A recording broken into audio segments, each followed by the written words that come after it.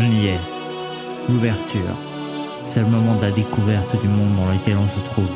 Ses enjeux politiques, sa faune, sa flore, son univers, les coins sombres de la planète, les diverses exploitations du peuple par les puissants de ce monde, les risques géopolitiques tels que la guerre. Puis, on passe au second morceau de l'album, juste à la fin de la cinématique, recentré sur un personnage principal dans son village natal. Quel cliché! Si c'était un jeu, ce serait le moment tutoriel où l'on va découvrir le gameplay, l'interface, le système de Goba, avant de sortir de notre zone de confort, de notre berceau, le village en gros. C'est bien évidemment là que notre héros part à l'aventure. Ça y est, on y est, on a quitté notre village bien aimé. On se retrouve dans les plaines vertes, armé d'une épée et d'un bouclier en bois. Non, ça c'est pas le bon jeu. Mais l'idée est là. C'est aussi la musique qui nous accompagne sur le trajet entre deux fights, pas encore épiques. C'est ainsi que notre long périple commence. Et là, c'est le drame.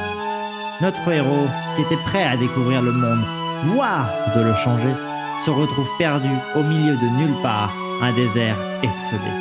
Le mot errance, il n'y a clairement pas d'autre terme approprié. Notre jeune aventurier, sorti des orties, tombe sur un village où d'autres jeunes aventuriers souhaitent partir découvrir le monde qui les entoure. C'est la séquence découverte d'une petite ville et d'une rencontre où des choses s'y passent. Il y a bien évidemment la mission principale dans la forêt où l'on part pour y jouer le stratagème un peu débile d'un méchant cliché qui voulait s'en prendre à la mère ou à la sœur d'un inconnu tellement subtilement caché qu'on ne se doute pas une seconde qu'on finira par partir avec lui hors du village. Non. L'aventure reprend en bonne compagnie avec les nouveaux héros rencontrés dans le village précédent. Progression oblige, ça va bien sûr défourailler du mob, du PNJ et du milicien sur la route. LOL. Notre héros et ses acolytes se retrouvent dans une grande ville commerçante. Nous ressentons une tension forte des habitants envers la noblesse et la bourgeoisie qui s'y sont installés, pleine de richesses, pleine de vices, pleine d'exploités à leur service. Le tonnerre gronde, la grande révolution impulsée se fait proche. L'équipe continue de parcourir la ville, découvrant les besoins divers des habitants, qui n'hésitent pas à leur proposer plein de quêtes, sûrement histoire de level up. Heureusement, dans le flot incessant de quêtes FedEx, nos aventuriers en apprennent plus sur ce qui se trame et découvrent, sous terre, un réseau révolutionnaire, armé, financé, prêt à se battre contre le château voisin, où trône bien évidemment le roi, la reine, son armée, ses ministres, ses chiens, ses papiers, ses cartes, ses... Évidemment, c'est là que nos héros, forts de leur voyage et donc des points d'XP accumulés, seront un point névralgique dans la bataille qui approche. En attendant, l'oppression est repoussée de la ville grâce à leur aide. C'est ici que l'espoir naît. Les habitants sont soulagés. Une partie d'entre eux se joignent à l'armée révolutionnaire. Ils s'équipent, se préparent. La cour royale a eu bien évidemment vent des actions qui se trament tristement dans la ville voisine. Bien sûr, ça ne va pas se passer comme ça aussi facilement. Les royalistes des pays décident d'y envoyer l'armée. L'avertissement est lancé. La guerre est déclarée entre le peuple, les ONG révolutionnaires d'un côté et les 1% de l'autre.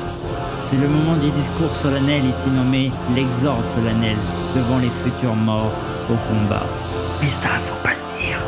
Rassurez-vous cependant, vous ne faites pas partie des futurs morts. Enfin, peut-être que si. Mais une queue de phénix pour Claude, ou bien au pire un game over et un chargement de sauvegarde précédente, et ça repartira au KLM.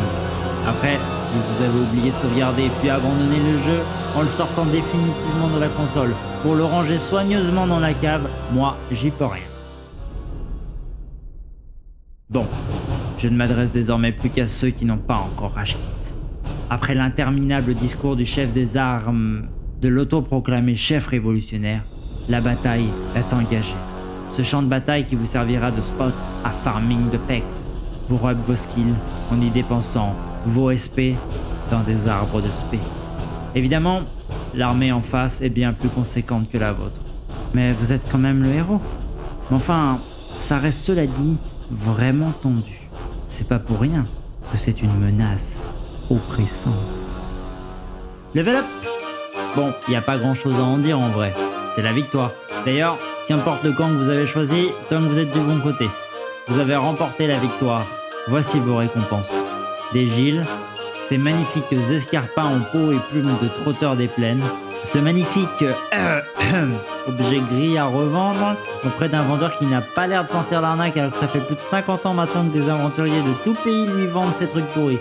Mais soit, un coffre fermé à clé à ouvrir avec une clé que vous ne possédez évidemment pas. Une bouteille d'huile, du papier toilette, 2 éponges et des raviolis. Ah, et cette musique vous rappelle la joie d'avoir triomphé. Bon, vous allez appuyer sur le bouton qu'on puisse continuer ou bien? Guerre terminée, nouvelle avancée, nouveau village. Tout se déroule plus tranquillement qu'avant, tout va bien, c'est super, c'est chai, la plénitude, frère. Cool, relax, pépère, posé dans ton canapé, mec. C'est le futur, t'es trop entouré de mecs ingénieux, des génies, des ingénieurs. Il y a même carrément Sid. Enfin non, je crois qu'on n'aurait pas le droit. Alors évidemment, ça va prendre un peu de temps. Mais dans cette ville où la science règne, il y aura à coup sûr une innovation technologique permettant une grande avancée. C'est un petit pas pour l'homme, un grand pas pour l'humanité. Après, je vous avoue qu'on est dans un RPG mélangé Heroic Fantasy, Space Opera et on n'a pas vraiment un siècle devant nous.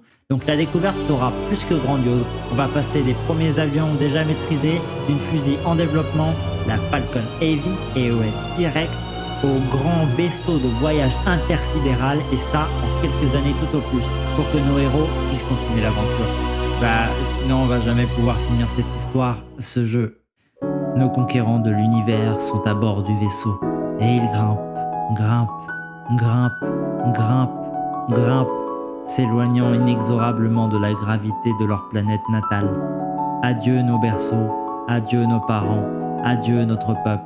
Bonjour la conquête de la galaxie, de l'espace et du temps. Et des trous noirs aussi. C'est l'ascension d'une civilisation, de petits hommes et de femmes, vers un monde incroyable et également inconnu. En regardant par le hublot, vous observez votre planète natale rapetissée. C'est alors que des souvenirs de moments passés sur celle-ci ressurgissent. Vous êtes quelque peu confus, des sentiments de mélancolie vous submergent, les larmes coulent le long de vos joues. On dirait que c'est la séquence émotion, hein? Ah, pardon, je casse peut-être l'ambiance là. Du coup, désolé. Vous faites un adieu émouvant à cette planète qui vous a accueilli en son sein, vous a nourri, vous a permis de fouler ces terres, ces plaines, ces forêts, ces déserts. Vous ne reverrez plus jamais vos parents, vos amis. Restez sur celle-ci. Ah, désolé, j'ai pas pu résister. Nos conquérants de l'univers, je l'ai déjà dit ça. Ah, bon, tant pis. De toute façon, ça m'arrange. Je disais donc, nos explorateurs d'étoiles et de planètes se retrouvent à déambuler dans le noir obscur et sombre de l'immensité du vide autour de chacun de nous, à découvrir des planètes encore inexplorées, contenant de la vie ou non, naturelle ou artificielle, comme l'étoile de la mort, de Portail des étoiles. Enfin, c'est la grande aventure spatiale. Il y aura bien évidemment de nouvelles rencontres, des négociations, des tensions géospatio, galactico-politiques, etc. La boucle de gameplay et scénaristique est là, la vie est faite de cycles, que voulez-vous?